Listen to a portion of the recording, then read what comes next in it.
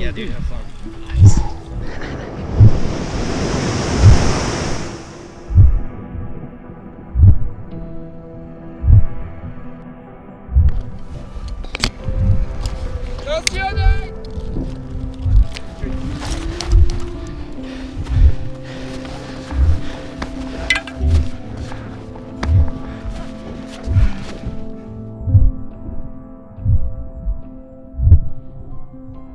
In Cham, we have a crazy life here. This place is the best place in the world. The heart of the town are super strong because we are a small town. We are not a ski resort. If you go in other place, the ski resorts, you go in end of May, it's like end of the world. No one in the street, no one do anything. There is no heart, no vibes, nothing. And in Chamonix, it's cool because it's a little town and we get people all the season. I love to be in the mountain and to just have nothing, you know, just close to be warm, my eyes open, and just to be there. You just need that, you don't need anything. Just simple life. Eat fruits in the mountain is the best. Everything you eat or you drink in the mountain are twice better than if you eat in the town.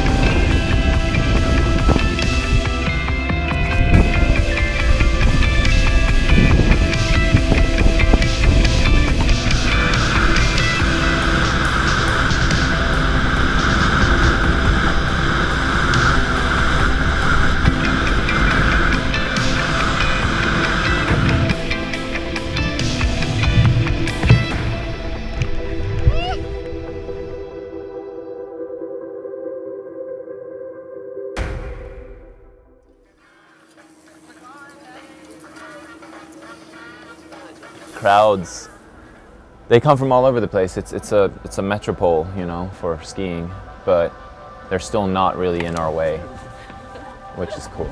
Like, you can really stay underground here and do your thing. It hasn't snowed in 10 days, and it's literally bulletproof out there. And there's, what, 400 people here with lightweight gear and you know, about to go and do something crazy.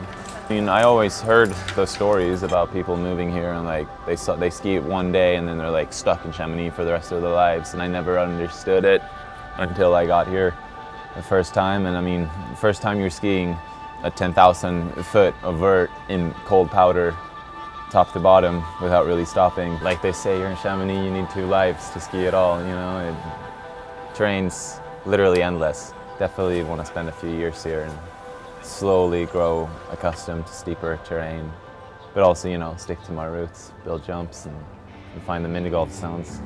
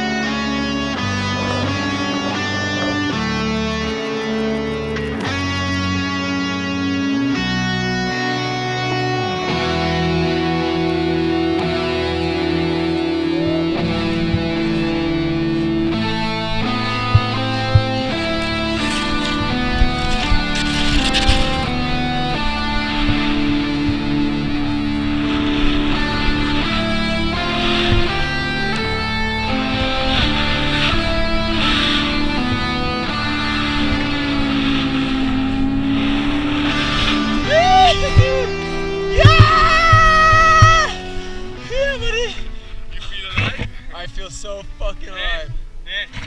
Thank you, Tof.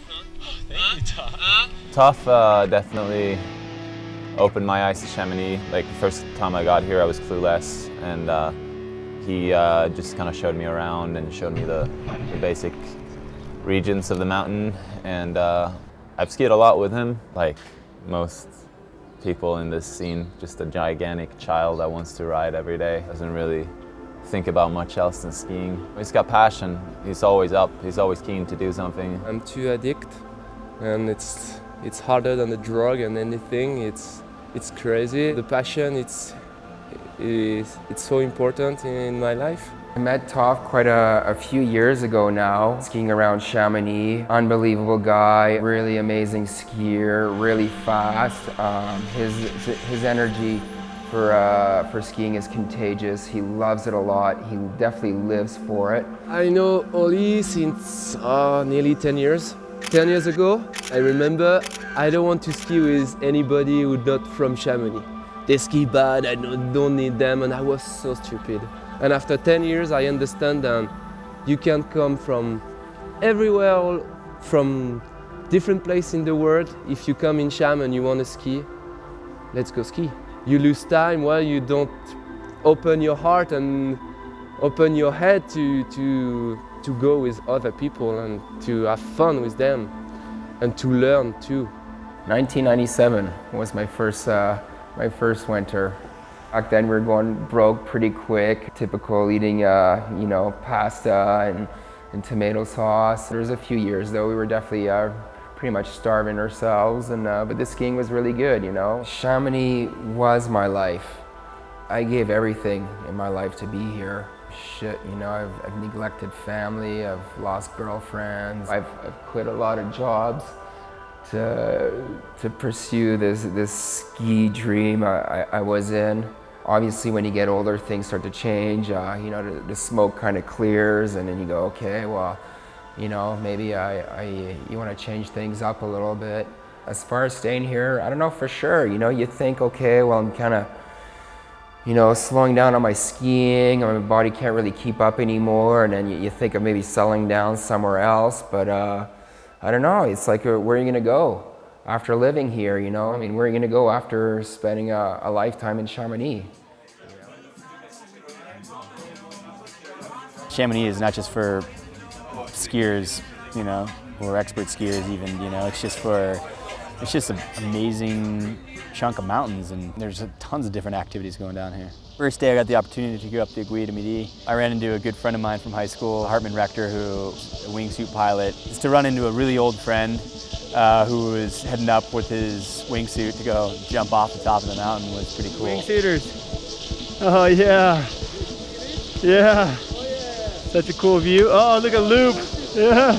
This place has had a reputation among base jumpers for ages because everything's legal, everything's cable car accessed, and everything's big. It feels like that if they knew what I knew about what I'm doing, they would think twice about it. But really, they wouldn't here, because that's what they're all about. They're all about, you know, exploring your own limits, exploring the mountains, and personal responsibility.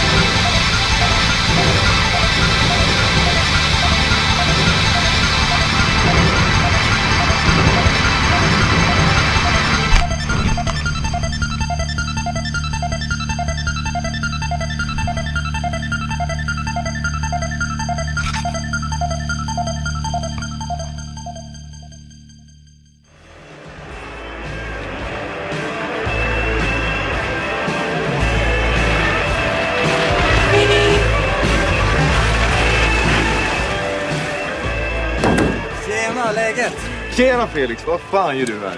Jag ska plåta åt några snubbar. Är det några resebyråer eller? Jag ska plåta lagg, svenska lagg.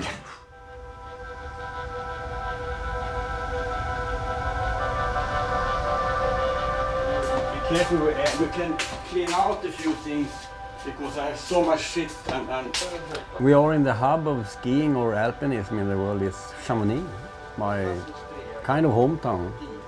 If I have to mention a favorite picture, it's very difficult. It's like asking what my favorite food is. I have so many different kind of foods that I like. Well, maybe oysters, but yeah, I have a favorite picture, I'd say.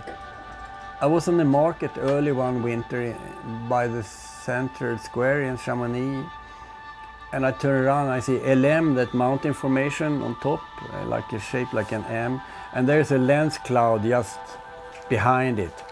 This, yeah, very early in the book. I was running because you know how fast those moments disappears. You see this guy in Chamonix with a Hawaii shirt, the skull silver rings, this old sunbleed hat, and you just know when you see this guy that this guy has a lot of stories to tell. He really was a fundamental part of the free ski movement here in the 70s. This is a favorite. This is Fred Syversen. So I have flashes under here with radio control flashes to light it up. This is an avalanche rescue up on the Argentia Glacier. It's one of the most famous north walls. This is from Fléchère, probably. Yeah, I'm sure it is. And at that time we could ski powder for a week, winter times here in Lavanché. No one was skiing off the piste. They were staying on the piste. Then we have 215 GS skis. Except for the fantastic mountains, what I like most here is the crowd coming here. The Swedes were kind of popular. We were so few and they were only nice people. I mean, they had a little problem 10 years later with people throwing out furniture from the windows. The Swedes became the nice guy again when the English used to come because they were much worse. It really was like that. And you see a new kind of people coming here and you see people doing things that we never did at that time. Crazy things, and I mean, the mountains always win, so they pay sometimes dearly for it. I used to visit the cemetery and all my famous friends. The mountains are the best. The mountain is the best, and she can eat you and take you, you never know. So you have to respect her and to live with that, you know, with the risk. But with the experience and everything, we have to choose the good thing to do and the good opportunity, and you have to do the good choice in the good moment. And sometimes the mountain take you. Ski save me and help me so much in the hard times. So I get many hard personal mistake and problem the last years. So the ski helped me a lot, and my son too, to just thinking about why you are in the earth and why you are here and what you love to do. And now I'm sure I know what I have to do. It's to ski and to take care of my son and my family.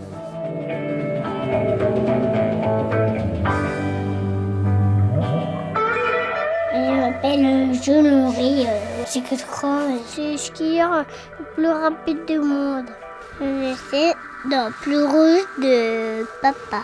Jules, my son, has 4 years old now, and it's so nice to live every day with him.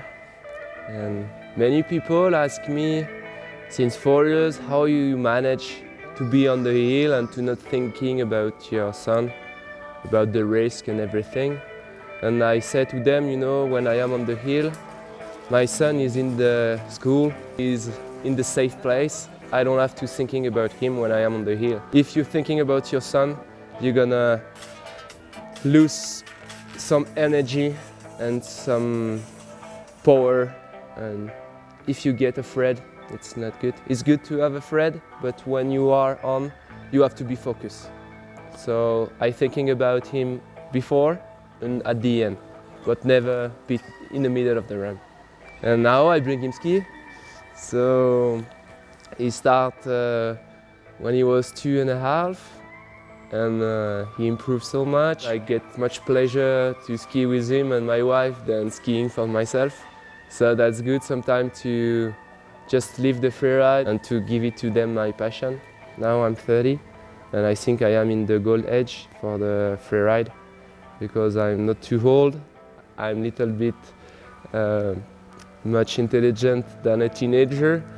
So now I am in the perfect shape to make it well. And I'm sure if I'm gonna give the good solution and the good tips to Jules, he's gonna kill it and get an amazing young life. Travel like a king, listen to the inner voice. A higher wisdom is at work for you. Conquering the stumbling blocks come easier when the conqueror is in tune with the infinite. Every ending is a new beginning. Life is an endless unfoldment. Change your mind and you change your relation to time.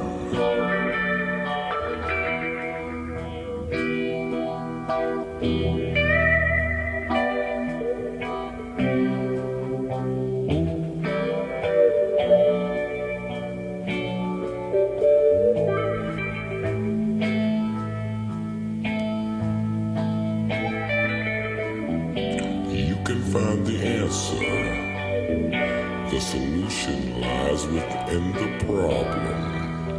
The answer is in every question. Dig it? An attitude is all you need to rise and walk away. Inspire yourself. Your life is yours. It fits you like your skin.